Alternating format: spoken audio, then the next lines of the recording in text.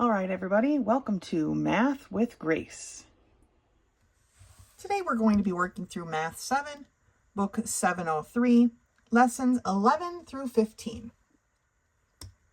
Lesson 11 begins on page 44, and it's titled Using Digit Sums to Check Division. Just like we use digit sums to check our multiplication, we can do the same thing with division, okay? Division can be checked by using the formula divisor times the quotient plus the remainder equals the dividend. Okay, divisor is the outside part. The quotient is the answer, right? Plus the remainder should be equal to this, right? It's basically doing the problem backwards, okay? It says here, if there are decimal points in any parts of the division problem, ignore them, okay? When we're talking about digit sums. To check a quotient which has a repeating decimal or which can be has been rounded, you still need to find the digit sum of the remainder. For rounding quotients, find the digit sum of the quotient before it was rounded. Okay? Here's our example. 6.1 divided by 6.6. Okay? They've done the math. And so this part here is a 6 plus 6, which is 12. Which is a 1 plus 2, which is 3, right? 6 plus 6 is 12, 1 plus 2 is 3. Here we can cancel out the 9, and we have 2 plus 4, which is 6. So 3 times 6 plus my remainder down here, which is a 1 plus 6, or 7, right? They drew an arrow. 3 times 6 is 18, which technically makes a 9, so we can cancel it, right? 1 plus 8 is 9, plus 7. So my digit sum for all of that is 7. So what's my digit sum here? 6 plus 1 is 7. So they match, so our answer is correct. Looking at this example, we have 1.8 divided by 3.14. All right, they've done the math for us. The digit sum of our divisor is 3 plus 1 plus 4, which is 8. The digit sum for the quotient is 5 plus 7 plus 3. Well, 7 plus 3 is 10, plus 5 is 15. 1 plus 5 is 6. So now 8 times 6 is 48, right? 48 plus 6, 48 plus 6 is 54. So plus 6 is equal to 54. I'm trying to make it help you see this. 5 plus 4 technically would be a 9. We would cancel, but because it's all that's left, we leave our 9. Now, the dividend in here, 1.8. 1 plus 8 is 9. So 9, they match. Our answers are correct.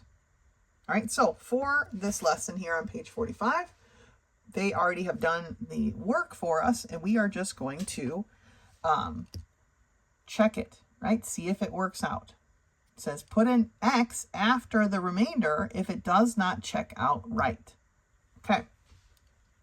So we have 439,816 divided by 859. Now, we can cancel out this 9. 8 plus 5 is 13. 1 plus 3 is 4. All right, that's our digit sum for this. 512, 5 plus 1 plus 2 is 8, right? 4 times 8 is 32. The remainder is 8, so that goes right here. 32 plus 8 is equal to 40, so our digit sum is 4 plus 0, or 4. Now, down here, we're going to cancel out wherever we have a 9, right? So 9, 8 plus 1 is 9, 6 plus 3 is 9, so it's a 4. That's all that's left. Our digit sums match. Part B. We have 81,066 divided by 474. So let's figure out this first digit sum here. 4 plus 4 is 8, plus 7 is 15. 1 plus 5 is 6. So the digit sum for that is 6. 1 plus 7 plus 1 is 9. Normally we would cancel, right? But we need to have something, so it's a 9. 6 times 9 is 54. The remainder is 14. 1 plus 4 is 5. So 54 plus 5 is equal to 59. We can cancel this 9, and so our digit sum for all of those three things is 5. What about down here? Well, I can cancel the 8 plus the 1. 6 plus 6 is 12. 1 plus 2 is 3. These do not match, and therefore this answer is not correct. And we put an X because it's not correct. Okay? Using our digit sums to check.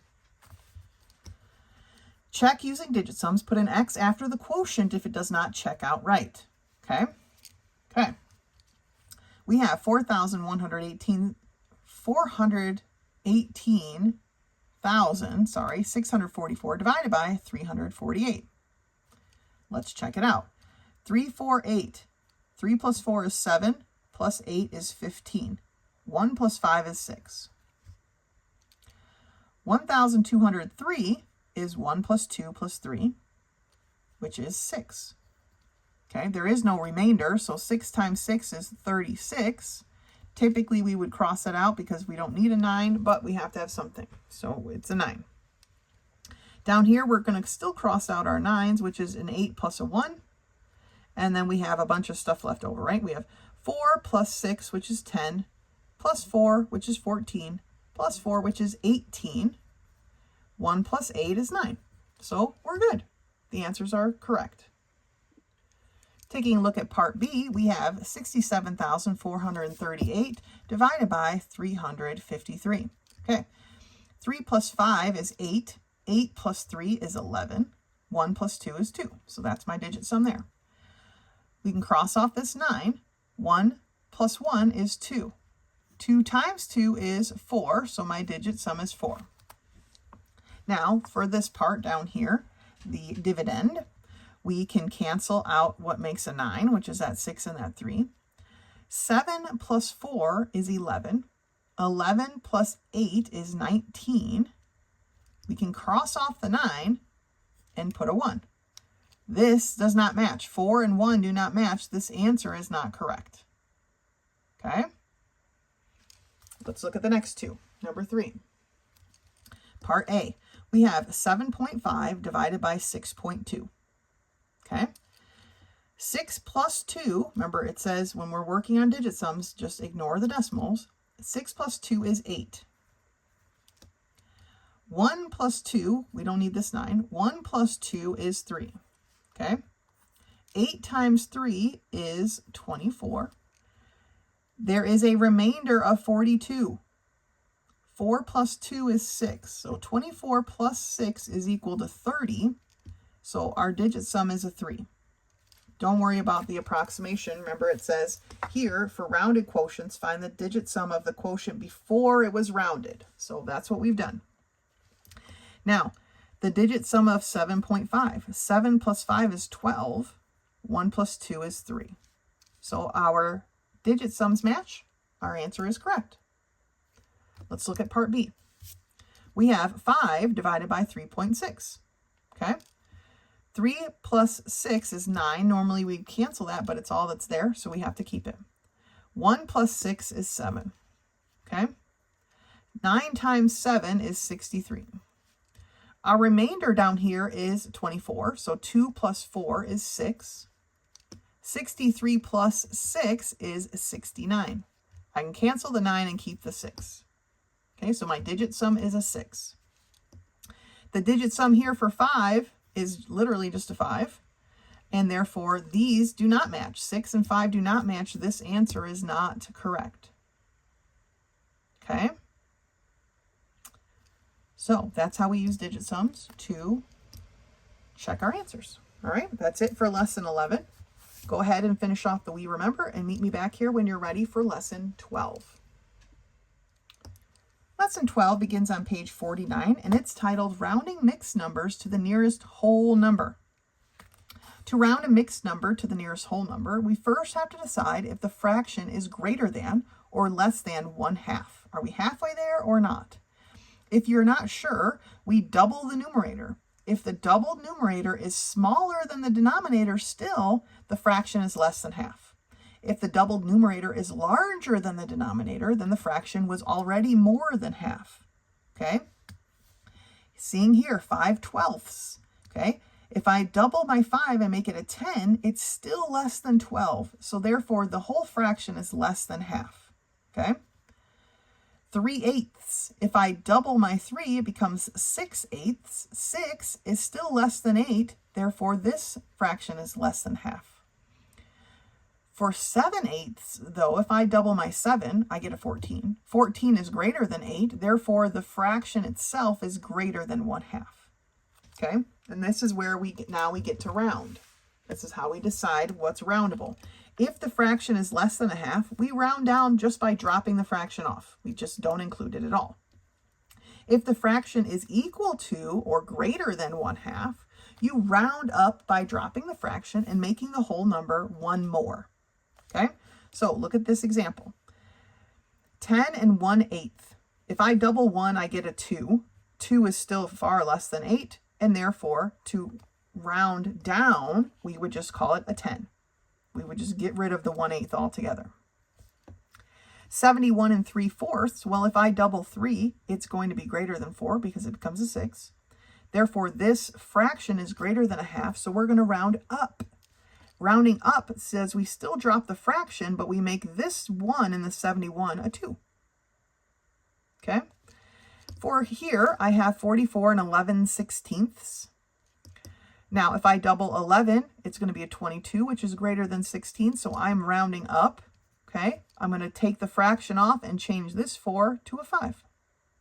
You know, kind of think of it like this, right? If you had a number line, and this was 44, and this is 45, 11/16 is more than halfway across, right? If this is my halfway part, 11/16 is more than halfway. So we're just going to move to the 45. You know, kind of think of it like that. So first they want us to write, is this greater than or less than 1/2? Okay, so 7 times 2 is 14. 14 is less than 16, so this fraction is less than 1/2. Right? This is just the practice of what we're talking about here. 11 times 2 is 22. 22 is less than 24, so this fraction is less than 1/2. 18/28, I'm going to take the 18 times 2, and I get 36. 36 is greater than 28, so this fraction is greater than 1/2. Then I have 5/8. 5 times 2 is 10. 10 is greater than 8, so this fraction is greater than 1/2. All right? That's the basic premise of what we're doing here. Now let's put it into action with rounding our nearest to the nearest whole number. Okay? 24 and 3/8. 3 times 2 is equal to 6. 6 is less than 8, so I'm going to round down, and my answer is just going to be a 24. For the next one, 16 and 9/16. 9 times 2 is 18. 18 is greater than 16, so I'm going to round up. Okay, this one I rounded down. I'm going to round up. So instead of 16 and a fraction, I'm going to change it to 17. For 80 and 7/12, 7 times 2 is equal to 14. 14 is greater than 12, so I'm going to round up. So instead of 80 and a fraction, I'm going to write 81. And the last one, 33 and 11/24. 11 times 2 is 22. 22 is less than 24, so I'm going to round down by dropping the fraction and just making it 33. Okay? That is the premise of this rounding mixed numbers stuff, right? We take our numerator and we multiply it by 2. Is it greater than at that point or less than the denominator? If it's greater than the denominator, then our fraction is greater than 1/2, and therefore we get to round up. But if it's less than the denominator, then we just drop the fraction altogether, and they consider that being rounded down, right? Because now we're leaving off the fractional piece. Okay, that's lesson 12. Go ahead and finish the We Remember, and you can meet me back here when you're ready for lesson 13. Lesson 13 begins on page 53, and it's titled Equations inequalities and variables. An equation is a math sentence which shows that two sides are equal. We've been dealing with those all up and down these books, right? It shows that things are equal to each other. An inequality are math sentences which show that one side is greater than or less than the other. We did that in the lesson just before this, right? Greater than, less than symbols. Sometimes we have variables in there. Variables is the next one. In an equation and inequality represent the number which will make the sentence true. Okay? In an equation with a variable, there is usually only one number which will make the sentence true. When we're talking about x equals 21, there's only one number that makes that true, and that number is 21.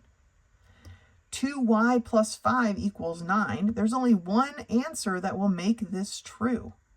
Okay? The answer just happens to be 2, but that's the only answer that will make this true. But when we're talking about, and I assume we'll address this when we turn the page, but since the equations are here, when we're talking about a inequality, there are many answers that solve those problems. N is less than 25. There are an infinite number of numbers, if we're talking about negatives, right? There are an infinite number of numbers that are less than 25. It just goes on and on forever, amen. Okay? N plus 3 is greater than 32. There are an infinite number of numbers going on and on forever, amen, that are going to satisfy this equation because it's an inequality. Okay? Let's turn the page. So here at the top of page 54, it says n plus 4 equals 10. Because there's an equal side, there's only one answer that solves this, and that answer is 6. 6 plus 4 equals 10. But in an inequality, there are usually many numbers which make a sentence true. N is less than 34. Anything less than 34, forever and ever, amen, negative numbers, make that statement true. Okay, so in inequalities, there's usually many, many answers that can solve an equation. Okay, an inequality equation. So circle the numbers that make each sentence true. N equals 10. N can only be 10 because 10 equals 10. The equal sign says one answer. For number 2, I have x minus 2 equals 23. We're just going to write it over here. X minus 2 equals 23. We want x by itself. That's the only way we can answer this, right? It's 2 is being subtracted from that. We're going to do the opposite and add. Negative 2 plus 2 is 0. So x is now by itself. 23 plus 2 is 25. So the only answer that satisfies this is 25 because of that equal sign. But for number 3, we have n is less than 35. So any number less than 35 satisfies that equation, satisfies that inequality. Okay? 10 is less than 35, 18, 21, 31. Those are all less than 35, but these aren't, so they don't get to be included. What about for number 4? Y is greater than 16. So this time, anything greater than 16 works. So not 3, 7, or 13, but yes, 18, 34, 48, 69. All of those are greater than 16. But now what about number 5? N plus 2 is greater than 14. Remember, we have to solve this like there is an equal sign there so that we can get n by itself. 2 is being added, so we're going to do the opposite and subtract. Minus 2 is 0. So n is greater than 14 minus 2, which is 12. So any number greater than 12 fits this equation or inequality. Okay? It's not 0, 4, 7, or 10, but yes to 13, 25, 34, and 99. All of those satisfy that inequality. Okay, so inequalities, there's going to be multiple, infinite usually, amount of numbers that satisfy the inequality. But when we're talking about an equation, an equality, there is only one. 10 must equal 10. In this case, 25 minus 2 is equal to 23 because 25 minus 2 is 23. Okay? So that is the difference between equations with an equal sign, inequalities with a greater than or less than symbol. All right? Okay. Go ahead and finish the We Remember for lesson 13 and meet me back here when you're ready for lesson 14. Lesson 14 begins on page 59 and it's titled Dividing Mixed Measures. When dividing mixed measures, divide each part separately. If there is no remainder from the first unit, go on to the next. If there is a remainder from the first unit, multiply to change that remainder to the next unit and add it to the second unit. Then divide the second unit. So what does that mean? If we have 12 feet, 9 inches, so 1 check mark is a foot, 2 check marks are inches, and we want to divide that into 3 parts. We would divide the first, we always divide the larger measure first. So 12 feet divided by 3 is 4. There's no remainder. So then we just take 9 inches divided by 3, which is 3 inches. So 4 foot, 3 inches.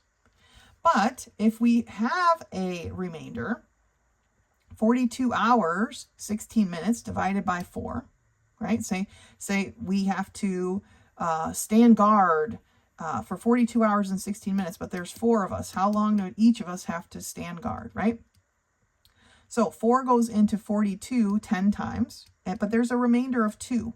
Before we can divide the 16 minutes by 4, we have to change these 2 hours into minutes, and there are 60 minutes in 1 hour. So 2 times 60 is 120 more minutes we still need to divide. We add these two things together, 16 plus 120. Tells me I have 136 minutes still left to be divided up. And then I take 4 and divide it into that, which gives us 34 minutes. Okay? And then the same thing for pounds or ounces or whatever measure that you're working with. We always divide the larger measure first, convert anything remainder into the smaller measure, and then finish our division. All right? So remember, there is 1 hour is equal to 60 minutes. And 1 pound is equal to 16 ounces. Okay, let's see that. Let me see if there's more on the next page. Feet and inches. We'll deal with that in a second. Okay. Problem number 1. We have 16 hours, 41 minutes divided by 6. Okay, well, first things first. How many 6s go into 16? Only 2, right? 2 times 6 is 12.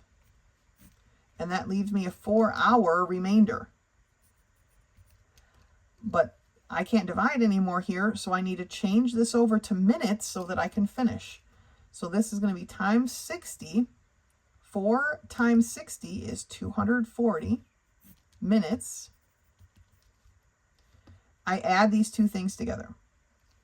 So I have 281 minutes left to be divvied up. Okay? So now that's what I'm dividing. How many 6s are in 28? That's where I'm going to start, right? Well, there are 4 because that's 24. 28 minus 24 is 4. Then this 1 drops down, right? How many 6s are in 41? Well, not an even amount, unfortunately, okay? But it's going to be 6 of them. 6 times 6 is 36. We're going to subtract.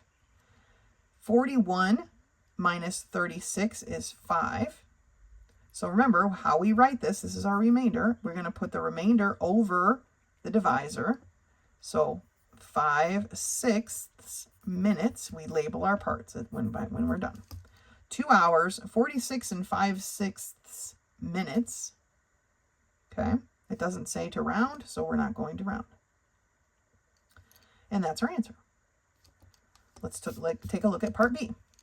We have 63 pounds, 11 ounces divided by 4. We have 63 pounds, 11 ounces of chocolate chips, and 4 friends are divvying them up so they can eat them all evenly. Okay? We always divide the largest measure first, which is the 63 pounds. So 4 goes into 6 one time. So we subtract that 4 and we get a 2. Our 3 drops down. 4 goes into 23 5 times, which is 20. And that leaves me with 3 pounds of extra chocolate chips that I need to change over to ounces so that I can continue my division. So we're going to multiply that, 3, by 16, because there's 16 ounces in a pound. And 3 times 16, so 3 times 6 is 8, so 48. 48 ounces we need to add over here. 48 plus 11 is 59 ounces. Now I can continue my division. 4 goes into 5 one time,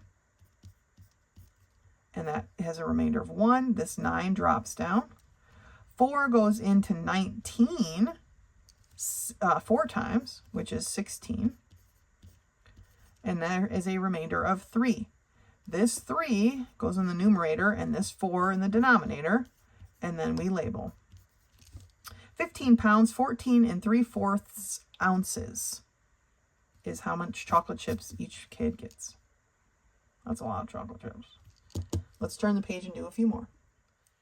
So for problem 2A, we have 53 feet, 8 inches. Remember, there's 1 foot is equal to 12 inches, okay? And then we'll talk about this one in a minute, days and hours and minutes, right? So we're dividing our largest number first. So 53 feet divided by 14. And I think it's 3 times. Let's see. 3 times 4 is 12. We carry our 1. 3 times 1 is 3 plus 1 is 4. Okay, yeah. So 3 times it goes in. 53 minus 42 is 11. We have to change this over now. This is 11 feet times our inches. So 11 times 12. 11 times 12 gives me 132 inches. Okay, where we're adding on here. 132 plus 8 is 140 inches. Okay, and now we can continue. 14 goes into 140 10 times. That's a pretty easy one. And there's not going to be any remainder. So we label our parts. 3 feet, 10 inches is the answer. The quotient. All right, this one has a star by it. So let's work through it together. It's days and hours and minutes. So 1 day is equal to 24 hours. And 1 hour is equal to 60 minutes. Okay, those are our conversions. So this is how we have to change things over. So I have 12 days, 16 hours, 24 minutes of sailing across the Pacific Ocean to Hawaii, I don't know, divided by the 5 captains of the ship that need to be on guard. All right, we can make it into something fun, right?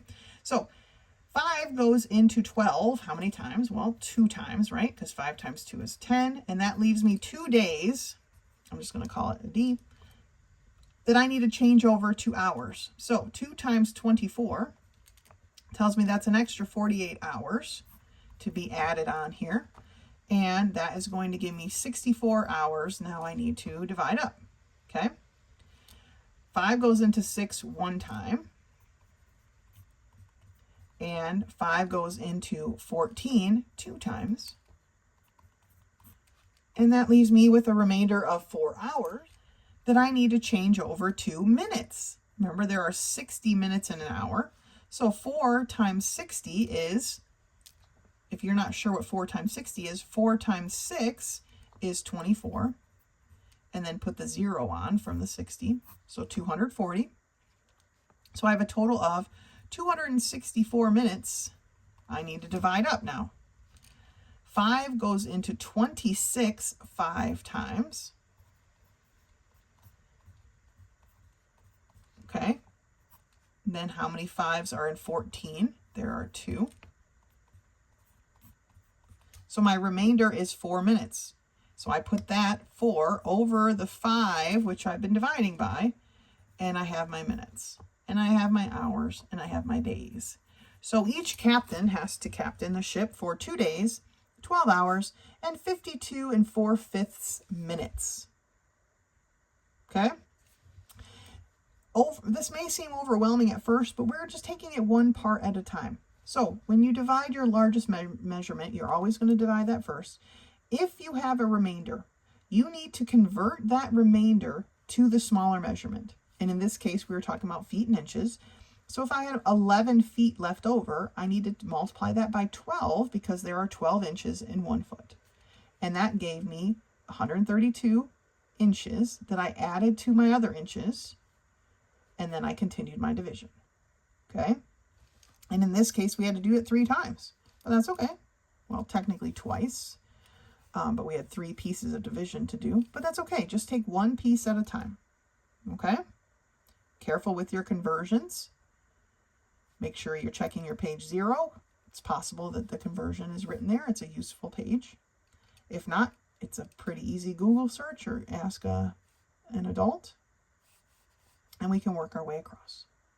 Right? Great job. Keep up the good work. Go ahead and finish the We Remember of lesson 14 and meet me back here when you're ready for lesson 15. Lesson 15 begins on page 63 and it's titled Using Proportions to Convert Between U.S. and Metric Measures. It says here, and we've been dealing with the U.S. and metric, right? Kilometers and miles earlier in this book. It says you can use proportions to convert between U.S. and metric measures. Most conversion ratios are not exact. We talked about that already. You will be expected to round answers to the nearest whole unit of measure unless you are instructed otherwise. Now, the book sets up their conversions a little bit different than we do, and that's totally fine. I'm going to work through these examples what I consider a more efficient way. Okay, 45 miles is what we are converting. Okay, and we are going to multiply that by a fraction. And we want kilometers. So my kilometers are going to be in the numerator and my miles are going to be down here. Oh, and I wrote minute. My miles is going to be down in the denominator. Okay, miles. Now, the conversion that I like to use most often is this one. It's just, to me, the easier one to use. So my kilometers is 1.6. My miles is 1. Now, my mile cancels out. I'm dividing by 1, so it's unimportant. And I just take 45 times 1.6, which would give you 72 kilometers. Okay? This whole, like, multiply, divide, it gets to be a little bit complicated. More than I feel is necessary. So, let's try the next one. 60 kilometers, and I want miles, right? I want my answer in miles, so my kilometers this time is going to be in the denominator. I can use the exact same conversion. 1 mile is 1.6 kilometers. Now, the kilometer part cancels out, so I'm left with miles, which is good because that's what I want. And this is basically saying I multiply across, so I have 60 miles divided by 1.6. And then I do that on my calculator. 60 divided by 1.6 gives me 38 miles. Rounded, 37.5, they rounded, okay? All right, now, this next part says, using a fraction within one of the ratios of a proportion does not change the steps to solving the proportion. It doesn't, but it can make it a little bit more complicated. So I don't typically use the fractional one, but it can be used. I'm not really going to go through these examples. We're going to turn the page and do some together, okay? Let's do that now. All right, so they are going to force us to do the fractional part, but that's okay. We'll do it just for the practice. But let's take a look. For problem number 1, they say convert using 1 mile equals about 1.6 kilometers and round to the nearest whole number. So make sure you're reading your instructions. So we are starting with 39 kilometers. We're going to multiply that by a fraction where miles is at the top because that's the answer that I want. Okay. So I have 1 mile to 1.6 kilometers. So that's how I set up my problem. My kilometers are going to cancel, and this is going to be 39 times 1, or 39 miles, because that miles is at the top, right, over 1.6, which means we divide. So we grab our calculator, and we take 39 divided by 1.6, and we get that our answer is 24.376. Now, they want it rounded to the nearest whole number, remember. So you're rounding a 4 based on a 3. The 3 is not big enough, so the answer is just going to be 24. right? It's not big enough to bump it up. And what about 80 miles to kilometers? Well, 80 miles times a fraction where my kilometers is in the numerator this time and my miles are in the denominator, but the conversion's the same. It's 1 mile is 1.6 kilometers. This time, because my mile was in the denominator, I'm just dividing by 1. So basically, the equation is 80 times 1.6 kilometers. Okay, or 80 times 1.6. Oh, not 1.3, 1.6. And I get 128. No need to round because it worked out evenly. Okay? Now, for problem number 2, it says convert using that conversion. 1 kilometer is 5/8 of a mile and round to the nearest whole number. So, setting it up the same way. 64 kilometers times a fraction where miles is in the numerator and kilometers is in the denominator. 1 kilometer is 5/8 of a mile. Okay, my kilometers cancel. I'm dividing by 1. So basically this is 64 times 5/8 of a mile. And you might be wondering, well, how do I do that? Here's how you do it. We're taking this, if we thought about this as a fraction, you're taking the numerators together. So 64 times 5 divided by 8 miles. Okay? So that's how you put it into your calculator. 64 times 5 divided by 8. You can just write it all together. Equals 40. So that's about 40 miles. Okay? What about the next one? 32. 32 miles times a fraction where the miles is in the denominator, so my kilometers are going to be in the numerator. My miles was 5/8, right? My kilometer was a 1. My miles cancel. And so now this one is slightly more complicated, but nothing we can't handle. I have 32 kilometers, because I multiplied across, divided by 5/8. Just 5/8. Now, we cannot divide by a fraction, right? So we have to flip-flop, what I call flip-flop multiply. We have to multiply by the reciprocal. And the reciprocal is simply flipping this over. So instead of 5/8, we're multiplying by 8/5. And then putting our kilometers at the end. And then it looks just like this, right? Where in our calculator, we're going to take 32 times 8 divided by 5. Okay?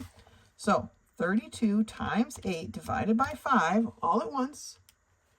And we get 51.2. Because they want whole numbers, we're rounding a 1 based on a 2. So it doesn't, we're going to round down, right? And it's just going to be 51 kilometers. So this time when we have to divide by a fraction, it can get a little bit tricky, but let's not think we don't know how to do it, right? We can't divide by a fraction ever. That doesn't work. What we do is we multiply by the reciprocal, or we flip-flop, then multiply, right? We flip it over. Instead of 5/8, we multiplied by 8/5. Okay, we flipped it over and we multiply. And then we just multiply the top times the top and then divide it by the bottom. Okay? Now, this one says use whatever conversion ratio you wish, and I'm going to use the decimal one because to me that is the easiest one to work with. Okay? We don't have to worry about flip-flop multiplying. But let's take a look here. 320 miles times a fraction where my miles are in the denominator and my kilometers that I want is in the top, right, the numerator. I have 1 mile is 1.6 kilometers. My miles cancel. Since I'm dividing by a 1, it's basically just 320 times 1.6. And so we grab our calculator, 320 times 1.6, and we get 512. 512 kilometers. Going back the other way, I have 176 kilometers times a fraction where my kilometers is in the denominator this time and what I want is in the top, which is miles. Okay? and 1 mile is 1.6 kilometers. My kilometers cancel, and I'm left, when I multiply across, 176 miles divided by 1.6. So grabbing our calculator, 176 divided by 1.6 is 110, which I don't even know if you guys can see, or 110 miles. Okay? There we go. There we have it. Okay? Setting up this conversion this way, rather than what the book example is going to benefit you in the long run. Because eventually, maybe not this year, but eventually you will be converting more than one thing at a time. And trying to set up the way the book shows does not allow for that. Okay?